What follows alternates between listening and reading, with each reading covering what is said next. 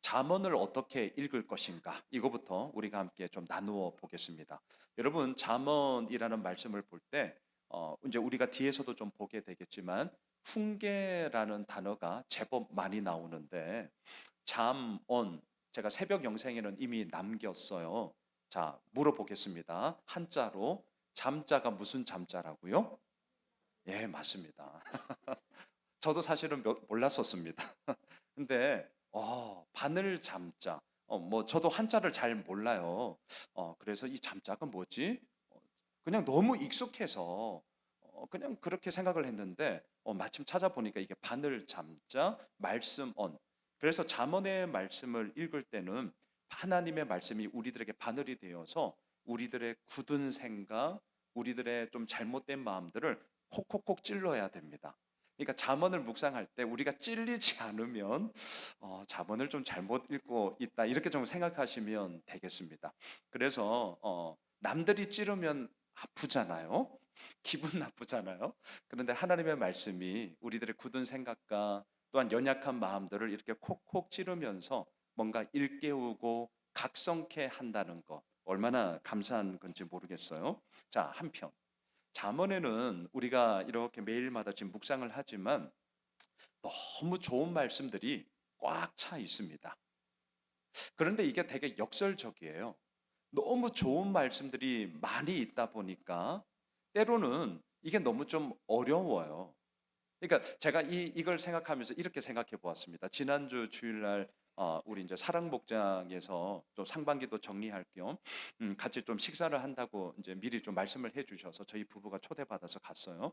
맛있게 이제 고기를 이렇게 구워 먹었어요. 자, 그런데 제가 좀 빗대어서 얘기해 볼게요. 자, 삼겹살 파티를 해요.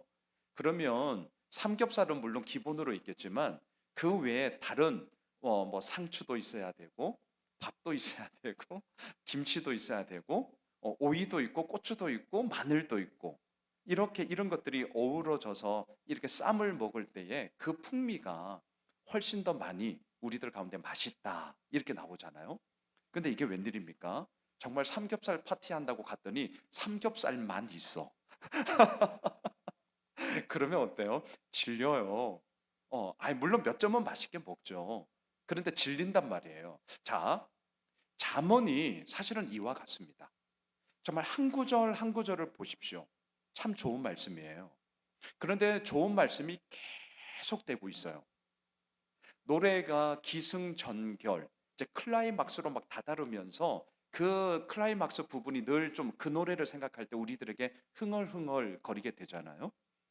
그런데 그 부분이 너무 좋다고 하여서 기승전결이 아니라 그 클라이막스만 계속 된다면 듣는 우리에게는 뭔가가 이제 나중에는 좀 너무 시끄럽다. 너무 좀 이렇게 막 벅차다. 뭐 이런 마음이 든단 말입니다. 저는 잠언이 그러하다고 생각을 해요. 근데 이렇게 되는 이유가 뭐냐? 말의 뜻이 어려워서냐? 그렇지 않습니다. 왜 의외로 좀 잠언이 어려울까? 좋은 말씀들이 너무 많은데 왜 내 기억 속에 잘 남지 않을까? 이유는 간단합니다. 소위 서사 구조로 되어 있지 않기 때문이에요. 이게 되게 중요합니다. 저도 설교를 할 때 되도록이면 기승전결 이 부분을 되게 생각을 많이 하거든요. 그리고 어떤 스토리 라인을 가지고 쭉 얘기를 하면 우리가 중간에 좀 딴 생각을 할 수 있습니다.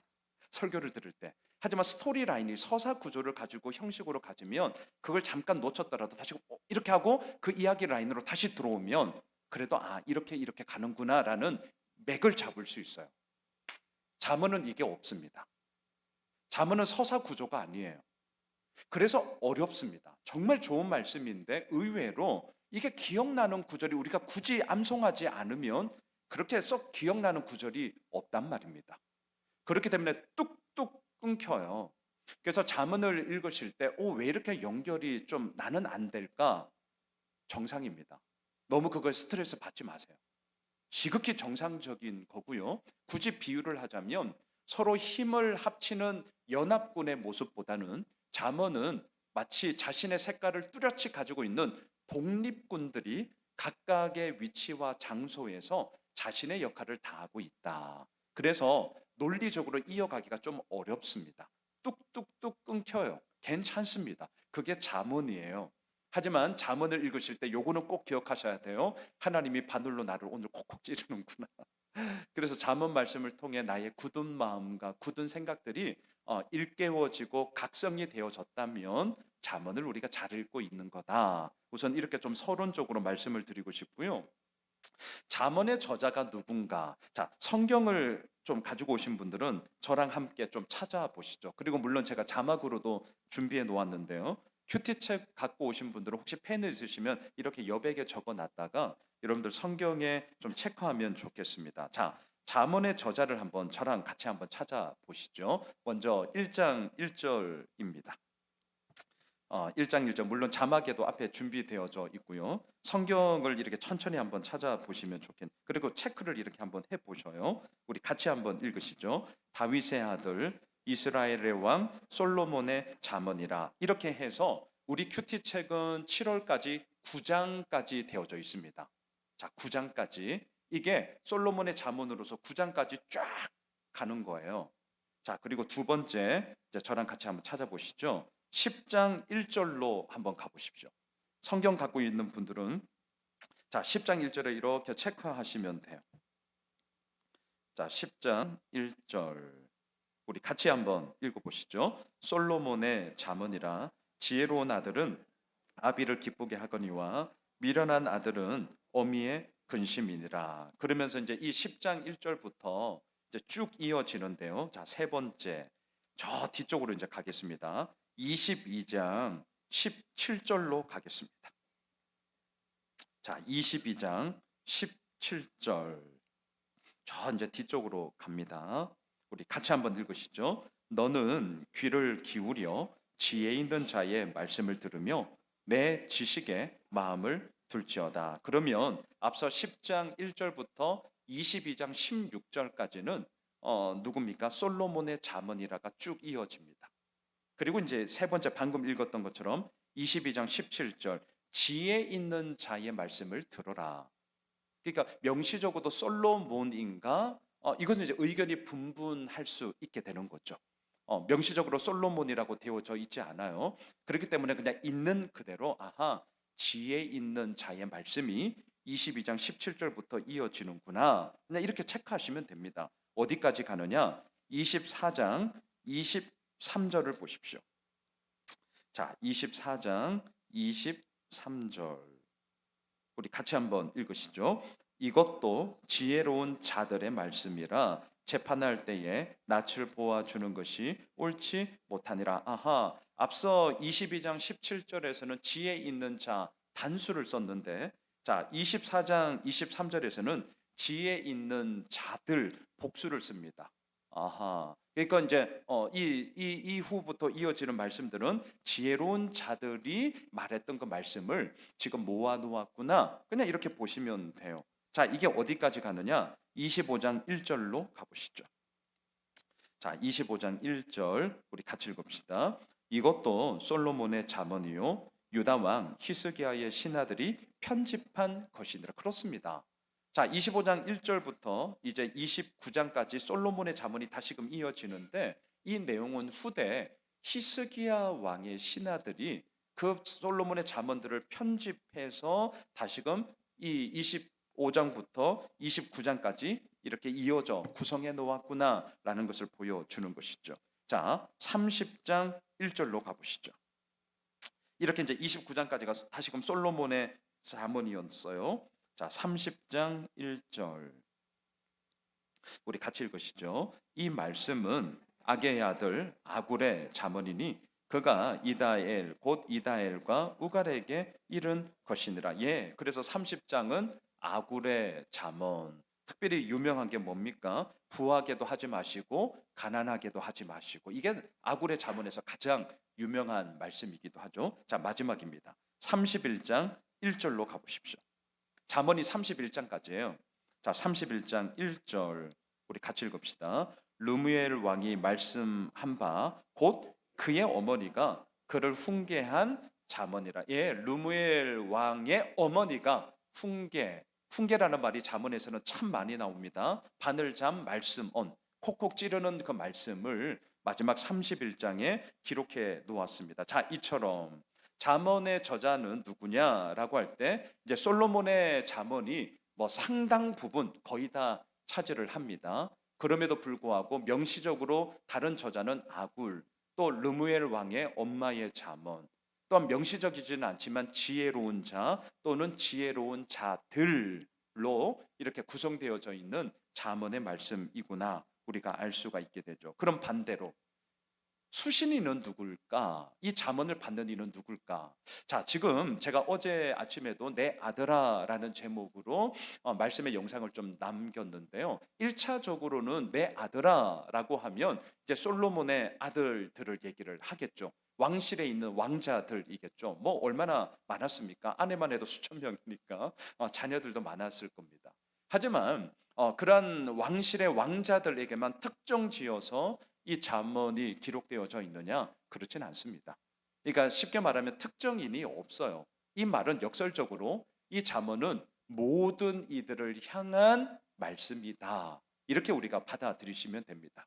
그래서 잠언에는 특정한 수신인은 없다. 그 말은 뒤집어서 얘기하면 모든 사람들을 향한 하나님의 말씀이다. 이렇게 우리가 볼 수가 있는 것이죠. 자, 그렇다면 이 잠언을 통해 궁극적으로 하나님이 무엇을 말씀하시려고 하는 건가? 이걸 좀 생각해 봅시다. 잠언은 자칫하면 아우 지당하신 말씀, 참 좋은 말씀이야.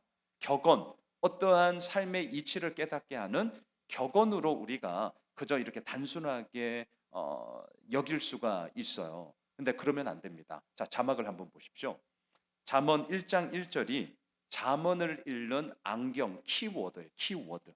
자, 같이 한번 읽으시죠. 시작. 다윗의 아들 이스라엘 왕 솔로몬의 잠언이라. 자, 이것은 이제 세 부분으로 끊으셔야 됩니다.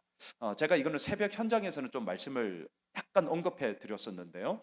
다윗의 아들에서 끊으셔야 되고 이스라엘의 왕이라는 데서 끊어야 되고 솔로몬의 잠언이라 이렇게 보셔야 됩니다. 자, 먼저 다윗의 아들, 여러분 솔로몬 모르는 사람 없습니다. 엄청난 왕입니다. 굳이 다윗의 아들이라는 말을 쓰지 않아도 괜찮습니다. 그럼에도 불구하고 아주 의도적으로 다윗의 아들이다라고 얘기를 하고 있는데 왜 이렇게 하느냐 잊지 마세요. 언약 때문에 언약. 자, 자막을 한번 띄워주세요. 무슨 언약이냐? 소위 다윗의 언약인데요. 이 내용이 사무엘하 7장 12절 13절에 나와 있습니다. 우리 같이 한번 천천히 읽으시죠. 시작. 내 수완이 차서 내 조상들과 함께 누울 때에 내가 내 몸에서 날 내 씨를 내 뒤에 세워 그의 나라를 견고하게 하리라. 그는 내 이름을 위하여 집을 건축할 것이요 나는 그의 나라 왕위를 영원히 견고하게 하리라. 예, 이것이 하나님께서 다윗과 맺은 다윗 언약의 핵심이에요. 네 후손을 통하여서 이 나라가 견고하게 될 거고 또한 네 아들을 통하여서 내 집, 그래서 솔로몬 성전이라고 말하지 않습니까? 그 성전이 지어지게 될 거다. 자, 여러분, 언약을 한다는 것은 언약을 말하는 자 그리고 일방적인 것이 아니라 서로 쌍방 간의 약속 아니겠습니까? 하나님은 다윗에게 말씀하시고 다윗은 그 하나님의 말씀을 또한 자신의 몫에 있어서 지켜 나아가야 하는 것이죠. 그런데 이것이 단지 다윗 당대로만 끝나는 것이 아니라 오늘 잠언 1장 1절 이 잠언을 확 시작하면서 다윗의 아들이라고 말한 것은요, 그 다윗에게 주어진 언약이 솔로몬에게도, 그리고 솔로몬뿐만입니까? 아니요, 내 아들아, 그 아들들에게도, 그 아들에게로만 끝나는 것입니까? 아니요, 특정 수신인을 상정하지 않음으로 인하여서 그 언약의 이야기는 오늘 우리들에게도 계속해서 이어진다라는 것을 우리에게 말해주고자 함입니다. 그래서 다윗의 아들 언약이라는 말을 우리가 기억하시면 됩니다. 자, 두 번째, 아까 우리가 끊었는데 이스라엘 왕이라는 표현이 나와요. 자, 질문.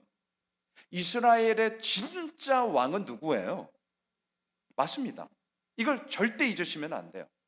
그래서 왕들의 이야기가 열왕기 상하잖아요. 열왕, 많은 왕들의 이야기. 어떤 분은 열왕 하니까 10명의 왕이에요. 네, 농담 이었겠죠, 물론. 무수히 많은 왕들의 이야기. 그런데 열왕기 상하를 읽으면서 우리들의 마음속에 남는 것은 진짜 이스라엘의 왕은 하나님이시구나, 이거거든요. 오늘 이 잠언을 열면서 왜 이스라엘의 왕이라는 표현을 했는가? 진짜 왕은 누구야? 다윗이니, 솔로몬이니, 그의 아들 르호보암이니? 이것은 가시적인 왕이죠. 이스라엘의 왕의 자리는 정말 독특합니다. 세상의 문 나라의 왕은 자신의 힘을 가지고 군림합니다. 억압합니다. 그래야 그 왕권이 세워져요. 그런데 열왕기를 보시면 이스라엘의 왕은 자신의 그 왕의 권위를 가지고 백성들을 억압하면 억압할수록 그 왕은 무너져요. 반대로 무릎을 꿇으면 꿇을수록 그 나라는 강성해져요. 아주 독특한 구조를 가지고 있습니다. 그런데 이것이 단지 이스라엘 왕들만의 이야기가 아니라 하나님을 왕으로 섬기는 우리들의 모든 삶이 그러하다라는 것을 이 성경은 계속해서 우리들에게 지금 전하여 주고 있는 것이죠. 그거예요. 자, 그러면 이 구절을 이제 합쳐 보겠습니다. 하나님께서 다윗과 맺은 그 언약을 신실히 지키시는 그 하나님은 참된 이스라엘의 왕이시고, 그 참된 이스라엘 왕이신 하나님께서 솔로몬을 통하여서 우리들에게 말씀하시는 바늘의 말씀이라, 이거예요. 그래서 우리는 잠언을 읽을 때 단지 지당하신 말씀, 좋은 말씀, 도덕 윤리적인 말씀, 어떠한 격언으로만 끝날 것이 아니라 그 말씀을 통하여서 언약을 신실히 지키시는 하나님, 참된 왕이신 하나님, 그리고 그 왕이신 하나님이 무수히 많은 사람들을 통하여 오늘도 우리에게 다가오셔서 권면하고 말씀하시는 거구나 라는 사실들을 우리는 날마다 정말 알아야 하는 거죠. 자, 이 잠언의 핵심 주제가 있습니다. 자막을 한번 띄워주시죠. 우리가 너무나 잘 알고 있는 말씀, 잠언 1장 7절 함께 읽읍시다. 여호와를 경외하는 것이 지식의 근본이거늘 미련한 자는 지혜와 훈계를 멸시하느니라. 자, 이처럼 잠언 1장에서 여호와를 경외함으로 시작을 해요. 자, 그 다음 자막을 띄워주세요. 잠언 마지막 31장 30절에 보시면 자, 똑같은 말이 반복됩니다. 같이 읽습니다. 시작. 고운 것도 거짓되고 아름다운 것도 헛되나 오직 여호와를 경외하는 여자는 칭찬을 받을 것이니라. 자, 처음과 마지막을 가로 열고 가로 닫고, 그 가로 열고 가로 닫고의 공통점이 뭐냐? 여호와를 경외함입니다. 이게 잠언의 핵심 주제예요. 1장에서 여호와를 경외하는 것이 지식의 근본이다. 그리고 마지막 잠언 31장 30절에서 여호와를 경외하는 여자는 칭찬을 받을 것이다.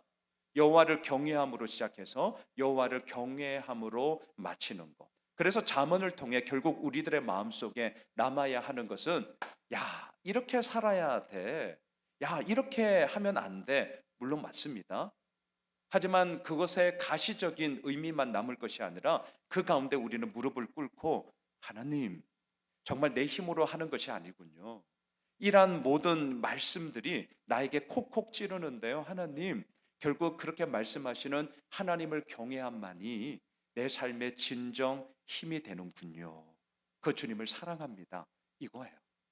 잠언을 읽고 나서 내 마음 가운데 그래, 하나님의 크심이 더더욱 우리들에게 크게 오게 되고 그 안에서 나의 나됨을 발견하는 시간, 이것이 바로 잠언을 통하여 우리가 알게 되는 것이다. 이렇게 읽으셔야 됩니다. 자, 크게 두 번째. 그럼 잠언은 왜 읽어야 되느냐? 여러분 자막을 보십시오.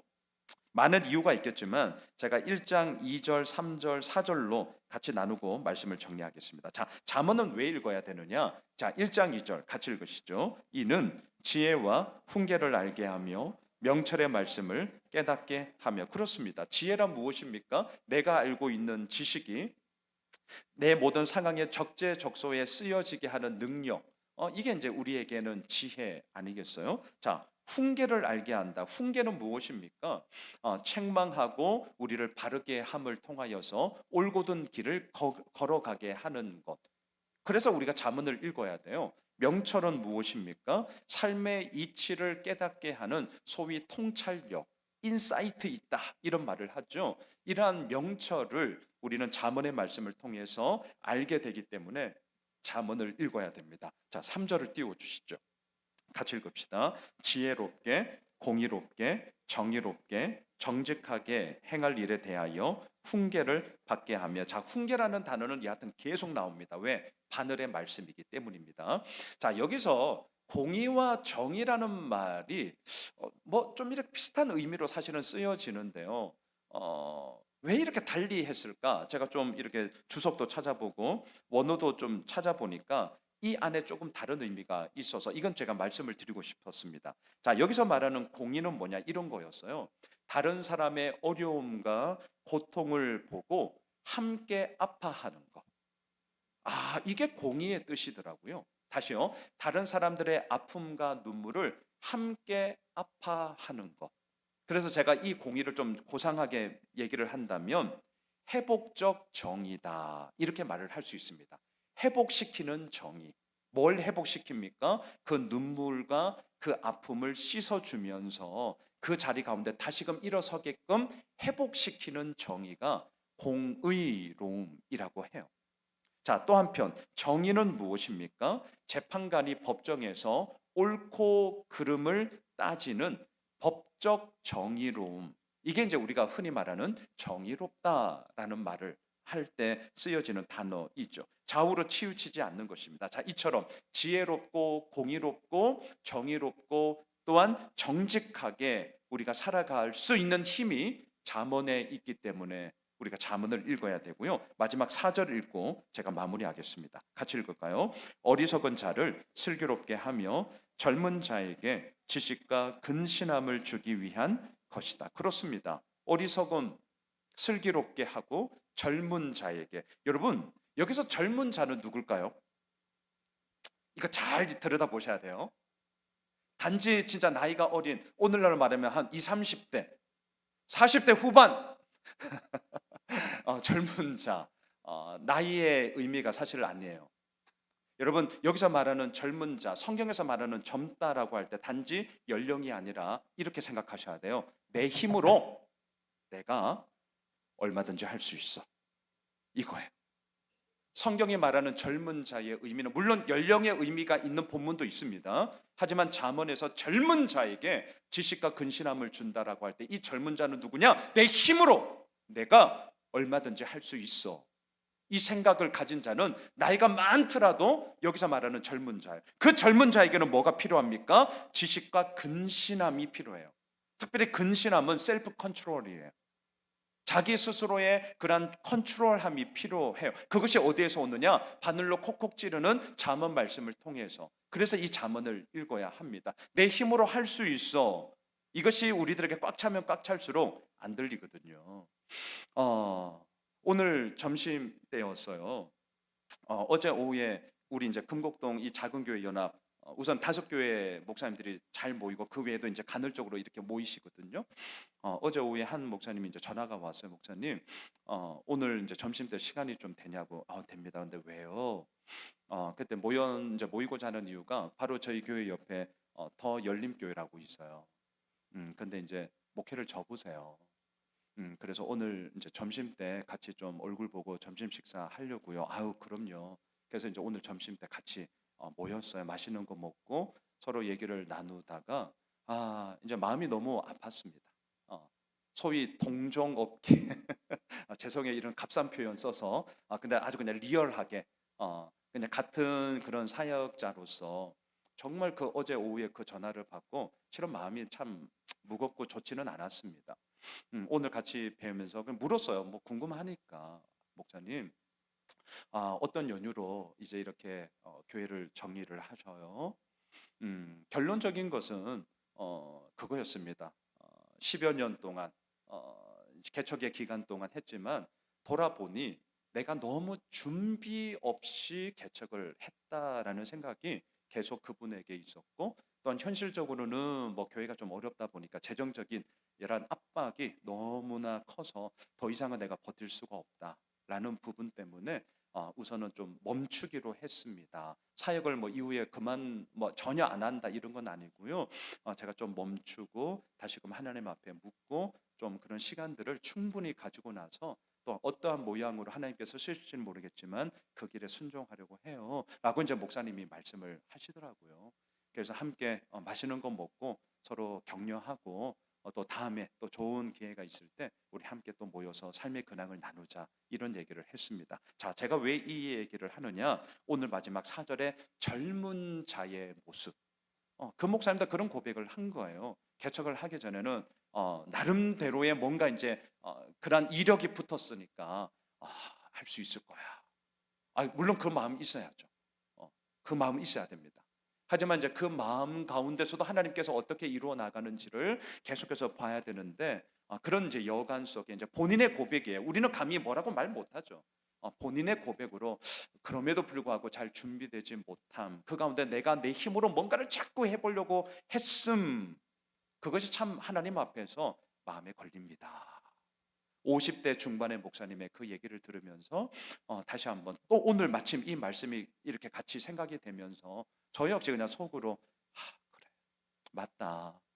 정말 우리가 엎드리면 엎드릴수록 그 가운데서 진짜 왕이신 하나님의 역사하심을 볼 터인데 어쩜 그렇게 나 역시도 그렇게 하지 못하는 연약함의 모습이 많구나 라는 생각을 하면서 오늘 또 이렇게 섰습니다. 예수 오면실 가족 여러분, 오늘 잠언을 읽으면서 잊지 마십시오. 무릎을 꿇으면 꿇을수록 진짜 왕이신 하나님의 정의로움과 공의로움과 정직하게 함과 지혜롭게 함이 우리들의 삶의 정황이 어떠하든지 간에 그 길 가운데서 우리를 올곧음으로 인도하실 것입니다. 저는 그걸 기대합니다. 그걸 소망하는 거예요. 그리고 그 가운데서 하나님을 더더욱 경외하는 것이죠. 하나님의 그 크심을 우리가 경험하며 나의 나됨을 발견하게 될 때에 우리는 더더욱 하나님 아버지 앞에 온전하게 서게 될 것입니다. 바라기는 잠언 묵상 9장까지여서 뭐 그렇게 오래 가지는 않습니다. 우리가 9장 동안 묵상을 하면서 그 하나님의 크기가 더욱더 우리의 삶 가운데 커지는 하나님의 사람들이 되시길 주님의 이름으로 축복합니다.